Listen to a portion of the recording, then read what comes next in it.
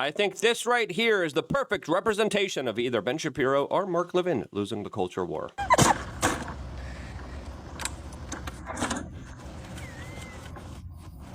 Yep, it's everyone else's fault, as the frustrations definitely seem to be boiling over right now, as grubby Mark Levin is definitely on one today, going after Jack Posobiec and his rosary. What in the world's going on here is, of course, he got called a crackpot for this. Why is this person a crackpot? As right now, the culture war definitely is being amplified through these types of behaviors, through these types of individuals. As I would argue, a lot of this is receiving the proper pushback that it should, as the divide amongst the right definitely is coming into what I believe to be its crescendo, last ending type of moment, as a lot of people are realizing, yeah, you can't just shame people and tell them how to act, what to say, and what to do. The younger generation definitely is more inclined to listen to individuals like Tucker Carlson, who are open to debate, as Ben Shapiro now, a couple weeks ago, along with Mark Levin, had some very interesting things to say about the current disclosures that are happening right now that, as we're learning, are far more serious than we previously thought it to be. But in comes their white horse and savior, Mike Pence. Will he be enough, as he's making some very interesting moves and positioning himself to be the next president of the United States in 2028, as that will probably not go off pretty well, as Tucker Carlson previously destroyed his political career, and it looks like he probably will be doing that a lot more to himself. Now, if you appreciate these types of videos, subscribe, click the notification button. We greatly like talking about these issues, its cultural significance, and where the right is moving as a whole here, that I think is worth discussing in an open and honest way. As Mark Levin was recently at the White House for a Hanukkah celebration and declared that President Trump is the first Jewish president, as some people are saying, well, there's been a lot of priorities for that country and that special interest group. A major donor during this event talked about how she was going to give Donald Trump another $250 million if he runs for a third term, as the divide amongst them is between, let's just be honest, Catholic people, religious, more kind of inclined to be America first, more kind of nationalistic type of individuals, and, of course, a foreign lobby that I would say Donald Trump is kind of working a fine balancing act, trying to appease both at the same time, as a lot of people are saying, no, the ideas here are directly opposed to each other. As, of course, if you care about America, you prioritize America. As a lot of Americans are kind of asking themselves the question, why are we spending more money? As there is now a big push by Mark Levin, Ben Shapiro, Bibi Netanyahu to set up the groundwork and the talking points for Donald Trump to go in and bomb Iran again. Something that, of course, Charlie Kirk was against. Charlie Kirk was friends with Jack Posobiec. Jack Posobiec at this TP USA decided to come out and show everyone the rosary. As Jack Posobiec says he fixed this, and then, of course, he added some music there.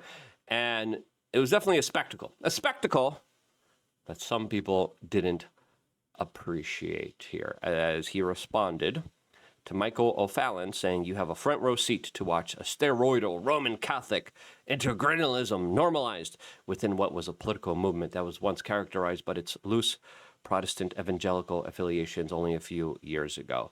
As the religious battles are definitely becoming more and more fervent, as Mark Levin decided to respond to this photo of Jack Posobiec holding a rosary, saying, crackpot! No, I know Jack. Jack believes in his viewpoints. I like Jack. And I think Mark Levin here, especially on Christmas, is a little bit out of pocket here, as he retweeted a George Welp saying, for the life of me, I can't figure out how anyone falls for Poso's shtick. He comes out on stage with rosaries aloft, as if he was fending off Dracula. Maybe there's a little bit more truth to that criticism than a lot of people realize, As George went on, says, the guy is such a phony and a chaos agent. He's amongst the worst grifters in Trump's orbit. As Cassandra McDonald responded here, you know who this image would offend? Demons! She doesn't hold back with her opinions. Kevin Posobiec, Jack Posobiec's brother, cool guy. I met Jack, and I hung out with Jack a little bit, and Kevin at TP USA for full disclosures here, so you guys know where I'm kind of coming from and where my, obviously Mark Levin wasn't there. Mark Levin was asked to be there and asked to debate Tucker Carlson, and then he decided to leak Tucker Carlson's messages and then tuck his tail between his legs and then kind of run away and say, I'm not debating it. No way. He's disgusting. Kevin Posobiec says, takes one to know one, Chief. I think you missed the part where he had my godson recite the prayers of the rosary in Latin at the very end. Have you taught your sons that yet when you pray? Brendan Sorbo. Only demons hate the cross. Brick suit even. Dude, you be clown yourself. And then a lot of people like Robert Barnes are saying Jesus hater. And that's essentially what a lot of the kind of divide is here. Matt Gaetz has some interesting things to say about this. We're going to be playing some clips about Mark Levin and Ben Shapiro telling you how one particular story really isn't of interest to any of you. As that story now is pretty groundbreaking and highlights some very important stuff that we're going to be talking about. But before we do, just really quickly and shortly, check out wearechange.shop. We got a lot of great, incredible supplements. The first supplement we launched it was ashwagandha. Why? Because it helped me out tremendously to deal with my stress and my type of anxiety that I previously had before. And I had that because I wasn't taking care of myself. I was sleeping, I wasn't sleeping well, my circadian rhythm was all messed up, I was traveling, I was eating crap, I wasn't taking care of myself, I wasn't at the gym, I previously was a smoker, and I definitely didn't take care of myself at my younger years. I'm taking care of myself now, and I feel incredible. I feel a lot better than I did in my 20s, by the way. And I want that for you. As some people are now saying, ashwagandha could help people regrow hair. Some people are saying, hey, because I know TRT is popular, right? And I'm like, I don't want to take that because you're going to have to take that for the rest of your life. As other people are saying, hey, if you want to, before you take TRT, try some of these other things. When it comes to vitamin D, when it comes to sauna, when it comes to red lights, boron, as he declares here, this is Achilles, he declares on Twitter, manage your stress. Cortisol is testosterone's worst enemy. Well, guess what? Ashwagandha has been proven in double-blind studies to reduce cortisol up to 28 to 30%. Now, you want that boost to help you get up there, but you don't want to be dependent on ashwagandha, so you're supposed to cycle it. Doctors recommend 3 months of ashwagandha. Andrew Huberman recommends 1 month. I recommend 1 month just to be safe, right? And you never see this from a salesman, like, hey, only buy my product when you need it. Only people are like, use it, take it all the time. You don't want to do that. If you have other kind of medical issues, you want to talk to your medical doctor before taking ashwagandha. I know a lot of women that it has helped them normalize their hormone levels, especially when they deal with anxiety. It has helped them out a lot. Is that right for you? Talk to a medical professional before putting anything into your own body. Dan Go has some very good, interesting advice for everyone. As he says, if you make a decent amount of money, don't buy stuff. Get meal prep, reverse osmosis water, a health coach, home gym equipment. Stuff loses value. Buying things that will help you get healthier will make you feel better, which will help you make more money. That's why I cannot recommend ashwagandha enough. I love it. It helps me out. I have it here when I'm going through a lot of stress. And it is one of the most powerful stuff, especially when it comes to male fertility, male health. Again, you have thyroid, liver issues, don't ask your doctor. Otherwise, if you're looking for a good testosterone boost, if you're looking to have better sleep, ashwagandha is incredible for that. Again, do your own due diligence before putting anything into your own body. Now, let's get back here as Matt Gaetz responded to Mark Levin here. By saying Mark Levin has now attacked Jack Posobiec for holding up the rosary during Christmas. And again, as Drew Hernandez says, this is Mark Levin's reaction to the cross because he is an enemy of the cross here. Another person, Mark Mitchell, says, just trying to keep Mark Levin off of my Twitter feed today as he posted a picture of the rosary, which of course is a very important symbol for Catholics, especially on this day.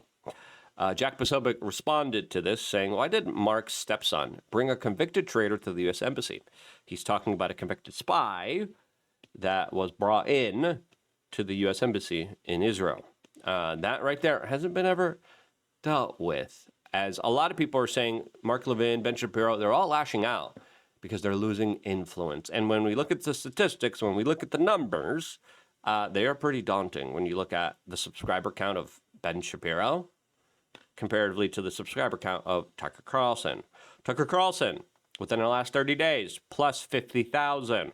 Ben Shapiro, last 30 days, minus 30,000 subscribers on YouTube. Now, again, lots of people are also tuning out because the message just doesn't resonate. When you try to lecture people, when you try to be on a pedestal, when you try to say, I know what's right, I know what people should say, what they shouldn't say, I am the true person who knows the truth, you lose people, right? Because it comes from a sense of arrogance. It comes from a sense of, I'm all high and mighty, worship me, watch me now. And when you do that, you kind of throw people off, right? Now, Mark Levin didn't just hold back and let loose on Jack Posobiec. He went after Megyn Kelly as well. He said Megyn Kelly is a disgusting fraud and hateful propagandist. Megyn Kelly literally described how she was friends with Ben Shapiro. She knew how he was losing subscribers. She tried to help him out, gave him a 10-minute glorified introduction, had a good conversation, and then she talks about how Ben Shapiro stabbed her in the back by attacking her on the TPUSA stage without even contacting her, giving her a phone call, or without even letting her know, or even trying to discuss this civilly. And when you do that type of stuff, when you go behind the scenes and try to actually, and this is what I've been trying to do, I've been reaching out to people, let me know how to, chill out. Let me know how to stop. Let me know how to calm it down. Let me know how we could, let me know if I could talk to this person for you, right? Usually when there's an intermediary, sometimes that helps. I failed. I'm not that influential, but I do know everyone in this space, right? And I even made a post about it today with my Christmas wish here. Let's see if anyone responded to it, because there's so much fighting. There's so much drama, all right? And I wrote, this Christmas, my wish is for all my friends involved in drama to apologize to each other and move on. Maybe I'm just naive to hope for a Christmas miracle, but who knows? Let's see. Who wants to start, all right? And I know who I'm looking at. I'm looking at, Andrew Colville. I'm looking at Tim Pool. I'm looking at Robert Barnes. I'm looking at Candace Owens. I'm looking at Nick Fuentes. I'm looking at Alex Jones.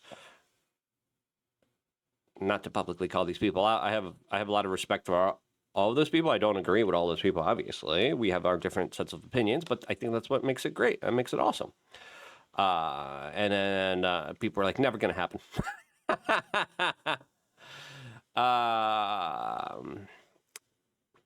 Someone said, that's a good wish. I wish for the same. And $90 billion, but mostly the drama to go away. As people are saying, I have a better chance of getting a dragon from Santa Claus. Now, again, we're kind of feeding the drama a little bit just by talking about the show, to be fully transparent and honest. And listen, there are sides, there are divisions, but I want to take it upon myself. I'll apologize to Mark Levin, to Ben Shapiro. Sorry if I mischaracterized you in any way, shape, or form. Obviously, you're attacking some of my friends. Obviously, I don't have a relationship with any of you guys. Right? You guys don't make yourselves available. But again, understandably, there's a lot of threats and harassments, and I'm no one you should make available to anybody. But in this time and spirit, you can believe whatever you want to believe. We could disagree with it. Great. But I want to humble myself. I'm not coming from a position on a high horse. I'm trying to find the right words here. It's very difficult during this time. But I would like to apologize to Shapiro, to Levin, and to anyone else I might have offended through some of my sometimes brash type of reactionary thinking, right? Because when you do truly boil it down, for me, the understanding of it, and I kind of broke this down in my own understanding, is that they're losing a lot of influence. And when you lose a lot of influence, it's a scary time.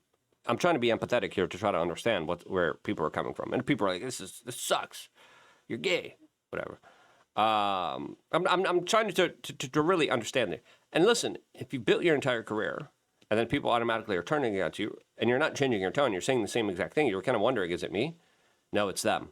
And it's a lot easier to say it's them. So my kind of introspection, without being too kind of hypercritical or negative, is like, hey, It's okay to let go sometimes. You can't really control everything. The more you try to control something, the more you ruin it, right?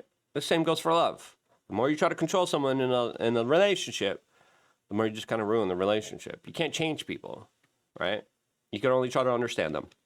And I'm not trying to change Ben Shapiro or Mark Levin, but I'm trying to understand their kind of scary, I think more fear-based reactions to all of this, which I think if we try to understand from an empathetical way, we quantify and deal with in a lot better of a fashion through a real civil conversation. Because like losing 30,000 subscribers in 1 month, like if I would lose 30,000 subscribers, it would have an effect on me. It would have an effect on my mental state. It would have an effect on my future. Will I be able to afford my families? I mean, a lot of these people are very well off. This is coming from a poor. Anyway, I forgive. I apologize. And I hope other people do. But calling people names, let's stop doing that. Let's stop doing that. Okay? You can disagree with somebody. You don't have to kind of lie about them. As Mark Levin says, she need not condemn Candace. She is Candace. No, she's not. She's her own person. And the fact that you're trying to pressure and bully her into trying to take someone down who is gaining in subscribers while you're losing subscribers, who is gaining in influence while you're losing influence.